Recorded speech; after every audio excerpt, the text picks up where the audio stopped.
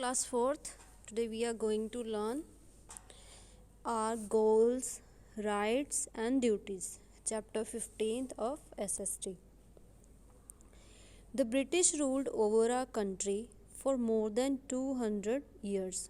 जो ब्रिटिश थे, ब्रिटिश सरकार थी, उन्होंने भारत पर 200 साल से भी ज़्यादा अपना राज किया. After a long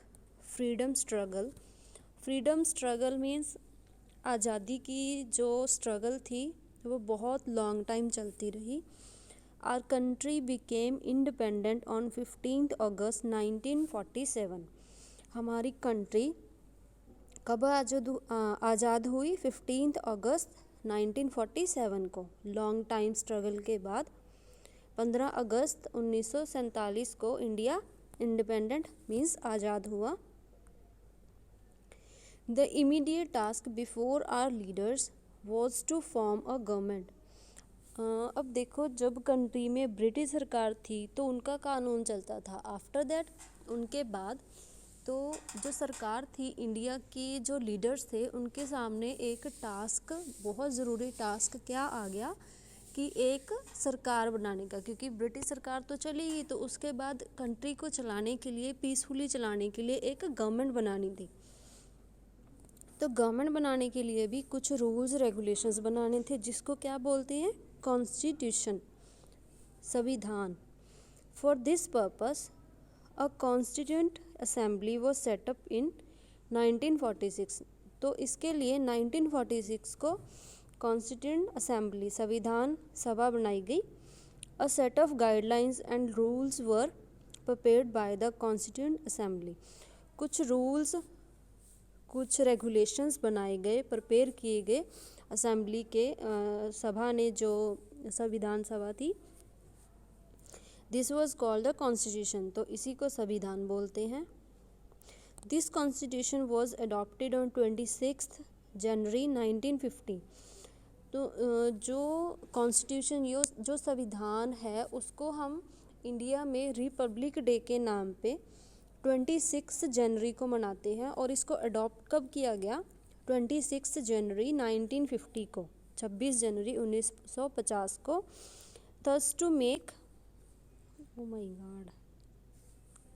Thus to make this occasion we celebrate 26 January as the Republic Day every year.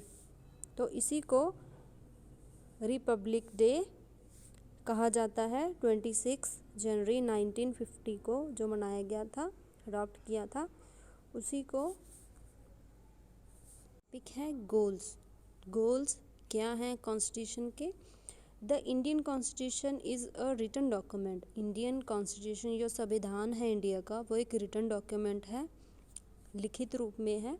It lays down the powers of government. इसमें गवर्नमेंट की पावर्स एडेड हैं. मीन्स गवर्नमेंट का क्या काम है, वो लोगों को कैसे प्रोटेक्ट करेगी. The preamble is an introduction to the constitution. Preamble means प्रस्ताव. मीन्स जो कॉन्स्टिट्यूशन की इंट्रोडक्शन है, संविधान की इंट्रोडक्शन है, उसको प्रियम्बल बोलते हैं. It lays the aims and purpose of the constitution. इसमें कॉन्स्टिट्यूशन के, संविधान के एम्स और उसका पर्पस क्या है, उसका काम क्या है, वो रिटन है. The preamble to our constitution lays emphasis on 3 goals, namely democracy, socialism and secularism. इसमें 3 मेन गोल्स हैं. कौन कौन से हैं? डेमोक्रेसी मीन्स जनतंत्र, मीन्स लोग अपनी तरफ से गवर्नमेंट बना सकते हैं, कोई भी लीडर को इलेक्ट कर सकते हैं. सोशलिज्म और जो सेकुलरिज्म है, इसकी आगे डिटेल गिवन है, that I will tell you later on. The constitution of India allows the people to elect their respective representative to form a government. Constitution of India क्या अलाउ करता है कि जो यहाँ के लोग हैं वो अपनी तरफ से किसी भी रिप्रेजेंटेटिव को इलेक्ट कर सकते हैं, गवर्नमेंट बना सकते हैं. इसी को डेमोक्रेसी बोलते हैं. Freedom and equality are essential for the success of democracy. Freedom और equality means कोई भी अपनी आज़ादी से किसी को भी वोट कर सकता है, वोट अपनी दे सकता है। और इक्वालिटी मीन्स कोई भी जो एज गिवन है, कोई भी एज लिमिट जो कि इलेक्शंस के लिए ज़रूरी होती है कोई लीडर बनने के लिए, तो कोई भी कास्ट का पर्सन, किसी भी रिलीजन का वो लीडर बनने के लिए खड़ा हो सकता है। The people of India will have equal rights and equal opportunity to progress. जो भारत के लोग हैं उनके पास इक्वल राइट्स हैं, इक्वल अपॉर्चुनिटीज़ हैं टू प्रोग्रेस होने के लिए। और this is called socialism. Means किसी को भी ये रिस्ट्रिक्शन नहीं है कि आप ये काम नहीं कर सकते, वहाँ नहीं जा सकते। No difference will be made between people.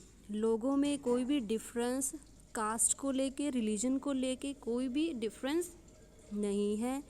No discrimination will be made on the basis of religion और cast.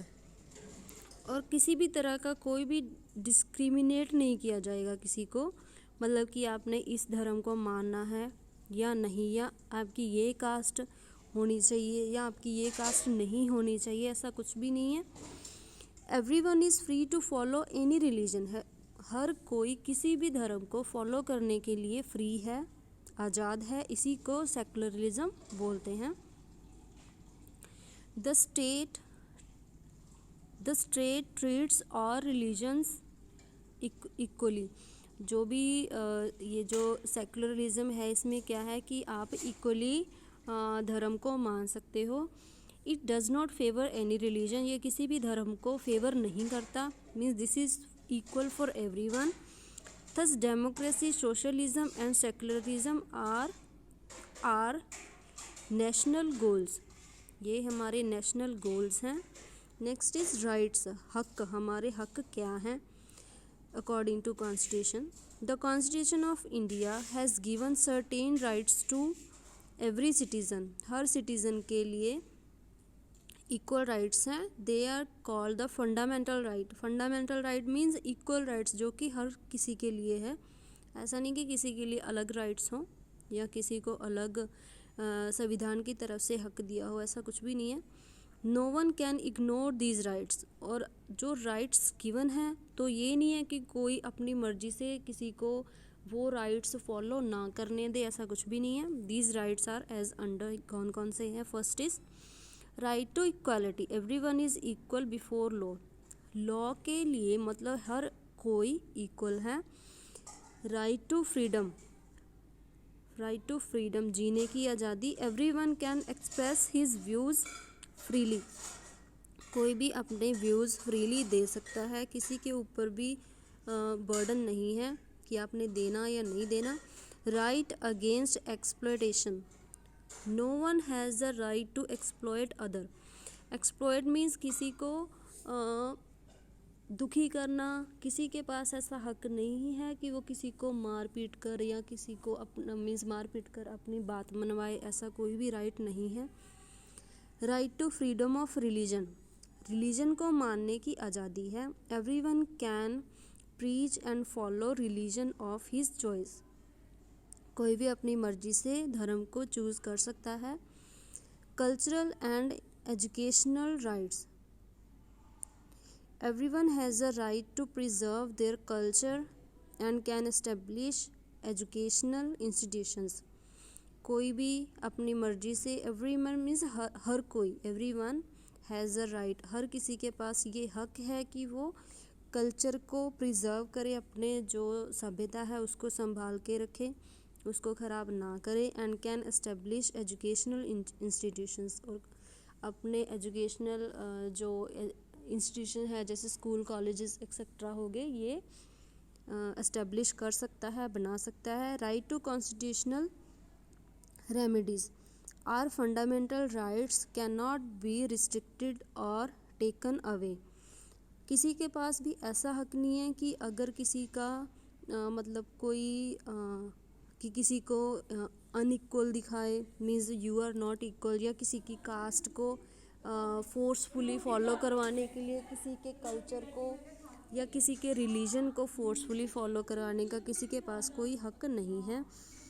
While enjoying our rights, we should not interfere in the rights of others. Means अगर हम हमारे हक enjoy कर रहे हैं तो हमारे पास ऐसा कोई हक नहीं है कि हम दूसरों को दुखी करें, उनके राइट्स को उनको ना मानने दें, ऐसा कुछ भी नहीं है। In order to protect our rights we can move the high court. Means अगर हमारे साथ कोई ज्यादती हो रही हो तो हम हाई कोर्ट को मूव कर सकते हैं।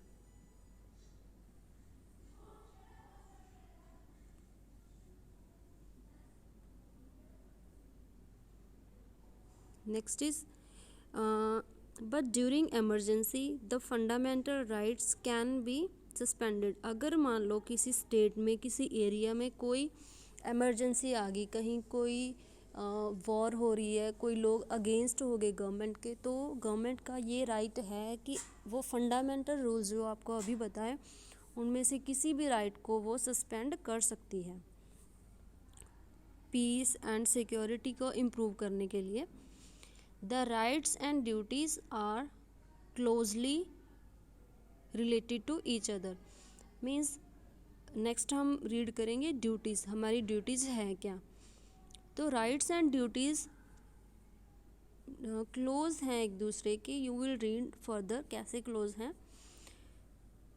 As we are given rights, the constitution also provide a list of fundamental duties for every citizen of India. Some of them are, कौन कौन सी हैं।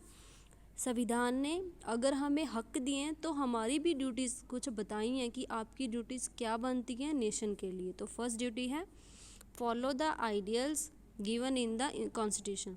कॉन्स्टिट्यूशन में, संविधान में जो भी हमारे लिए आइडियल्स दिए हैं, जो भी इंस्ट्रक्शंस दिए हैं, उनको फॉलो करना है हमने, ये हमारी ड्यूटी बनती है। Next, respect the national flag and national anthem.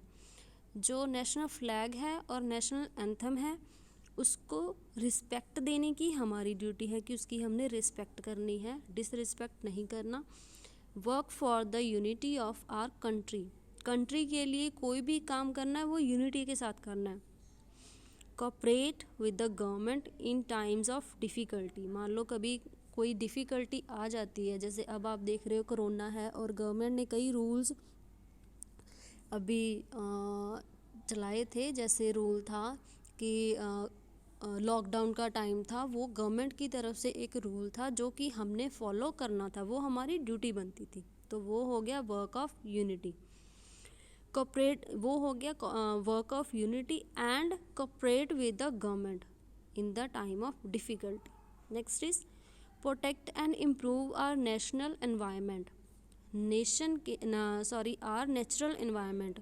Nature के एनवायरनमेंट को, नेचुरल एनवायरनमेंट को सेव करने के लिए, इसको प्रोटेक्ट करने के लिए, जैसे पेड़ लगाना और वाटर को वेस्ट ना करना, ऐसी इलेक्ट्रिसिटी को कम यूज़ करना, ये सारी हमारी ड्यूटीज़ बनती हैं। Protect the monuments and public properties. Public property ऐसे होगी, बस स्टैंड हो गए, ये पब्लिक प्रॉपर्टी होगी, रेलवे स्टेशन हो गए, हमारी स्ट्रीट्स होगी, रोड्स होगी, ये पब्लिक प्रॉपर्टीज़ होगी। इनको वेस्ट नहीं करना, इनको ख़राब नहीं करना, इनको प्रोटेक्ट करना। मोनूमेंट्स जो धार्मिक स्थान हो गए। नेक्स्ट, हिस्टोरिकल प्लेसेस होगी।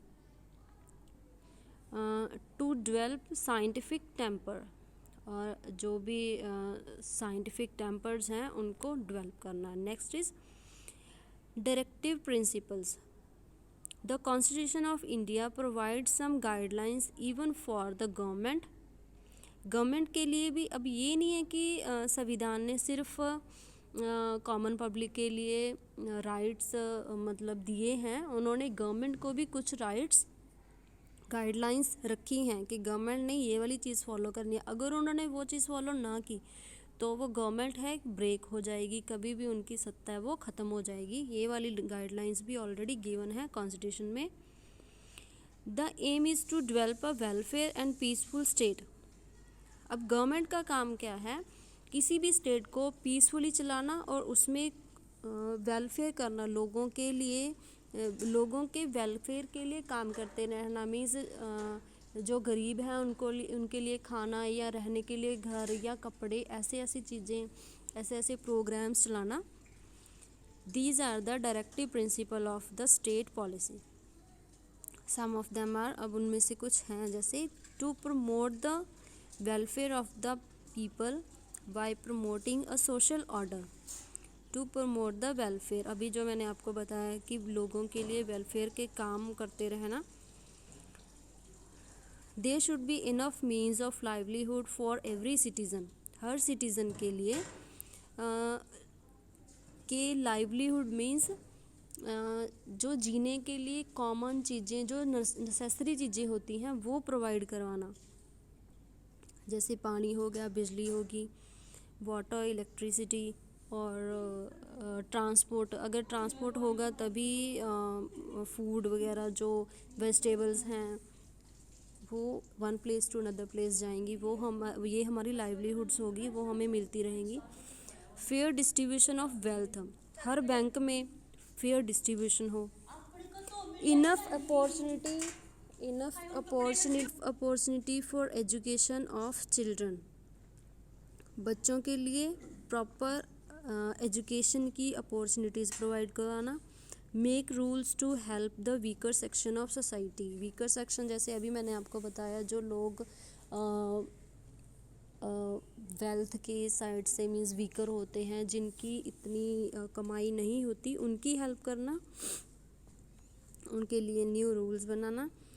Equal pay for equal work for both man and women, man and women को इक्वल राइट्स देना, उनको अच्छी पे देना, इक्वल पे देना। ये नहीं कि सेक्स का डिफरेंस करना, मीन्स कि मैन को ज़्यादा इनकम दे दी, सैलरी दे दी, और वुमेन को ये सोच के कि ये लेडी है तो उसको कम दे दी, ऐसा कुछ भी नहीं है।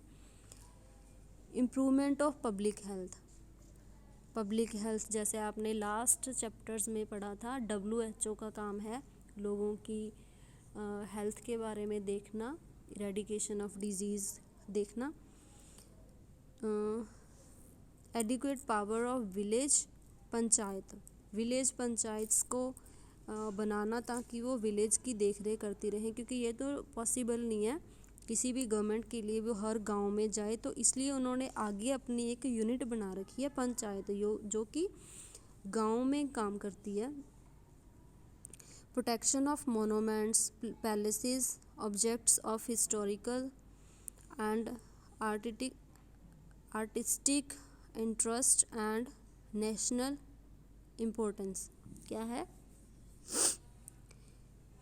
मोनूमेंट्स, जो जहाँ पे ये शहीदों की मोनूमेंट्स रखी होती हैं श्रद्धांजलि देने के लिए, उन चीज़ों की प्रोटेक्शन करना, ताकि आने वाली जनरेशन्स को हमारी हिस्ट्री पता चलती रहे। हिस्टोरिकल जो पैलेसेस हैं उनको संभाल कर रखना, ताकि हमें अपनी हिस्ट्री का पता चलता रहे। ओके, द नेक्स्ट है the directive principle of state policy give the real structure of welfare state.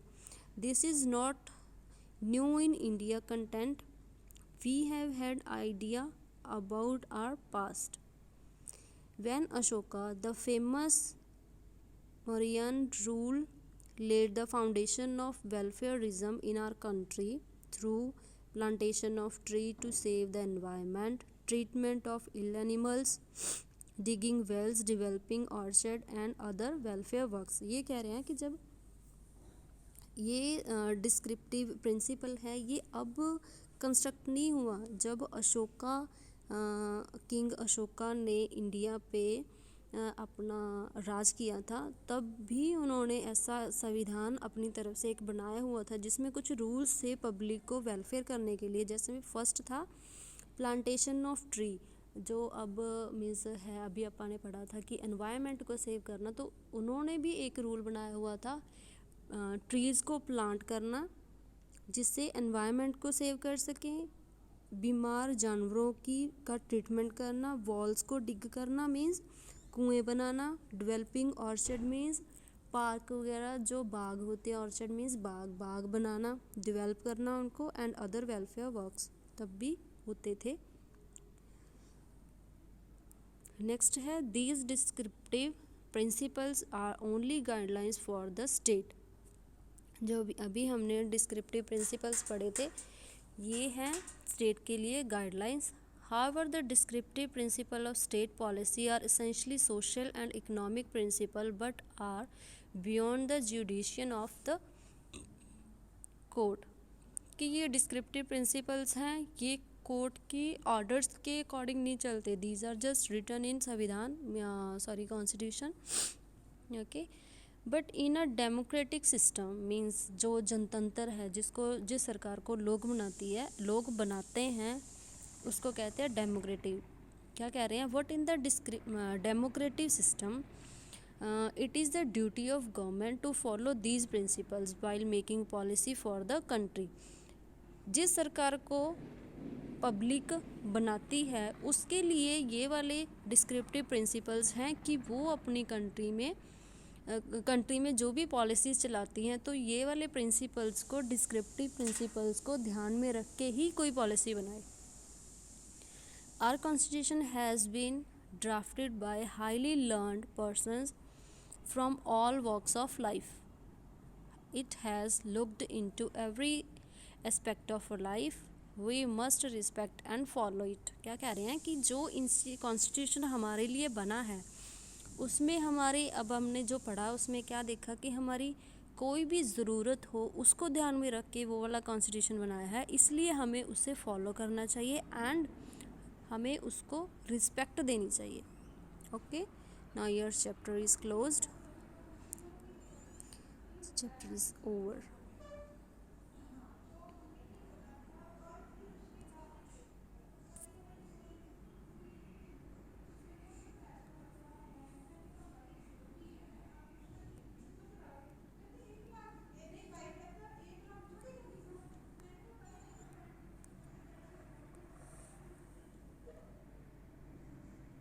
ओहो, सारा चैप्टर पढ़ता तेरी उन्हें चल क्यों नहीं रही यार।